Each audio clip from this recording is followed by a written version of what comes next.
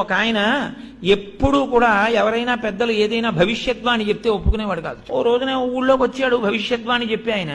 అందరూ వెళ్ళి చెప్పించుకుంటున్నారు. ఈయన ఎవరి మాట నమ్మడండి అన్నారు. ఆయన అన్నాడు, ఆ భవిష్యద్వాణి చెప్పి ఆయన, రేపు మిట్ట మధ్యాహ్నం 12 గంటలకి నువ్వు పాయసం తింటావు అన్నాడు. వీడు అన్నాడు కాబట్టి అది అబద్ధం అవ్వాలని ఆయన ఊరు విడిచిపెట్టి అరణ్యంలోకి వెళ్ళిపోయాడు. ఇప్పుడు ఎలా తింటాను నేను పాయసం? ఈయన వెళ్ళి ఓ చెట్టు కింద కూర్చున్నాడు. 11:30 అయింది. అటుగా వెడుతున్న బాటసారులందరూ మూటలు విప్పుకుని అన్నాలు తిందామని కూర్చున్నారు. కూర్చునేసరికి 11:12 అయింది. ఇంకా వాళ్ళు నోట్లో ముద్ద పెట్టుకుందాం అనుకుంటున్నారు. దారి దొంగలు వస్తున్నారన్నారు. వీళ్ళందరూ విప్పిన మూటలు విప్పినట్టు వదిలేసి పారిపోయారు. ఈయనొక్కడు మాత్రం, అయ్యి బాబు ఇప్పుడు పారిపోవడం ఎందుకు, మనం 12 అయిపోతోంది, మనం ఎవ్వరికంటా పనకూడదని ఓ చెట్టే, ఆ చెట్టే ఎక్కి పైన కూర్చున్నాడు. దొంగలు వచ్చారు. 5 నిమిషాలు తక్కువ 12 అయింది. ఒరే మంచి ఆకలి మీద ఉన్నాం, భలే ఉందిరా, అన్ని పాయసాన్నాలే, ఒరే పాయసాన్నం మిగిలిందిరా తినేద్దాం అన్నారు. ఒరే ఆగండి ఆగండి, వాళ్ళు అన్నీ పట్టుకెళ్ళిన వాళ్ళు పాయసాన్నాలు ఎందుకు వదిలేశారా?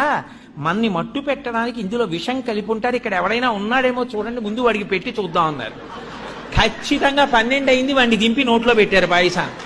ఎందుకని వాడు పాయసం తప్ప ఏదైనా పెట్టండి, నేను తిన్న పాయసం తప్ప ఏదైనా పెట్టండి అంటున్నాడు. వీడికే పెట్టాలరా పాయసం అని ఖచ్చితంగా 12 పాయసం పెట్టారు.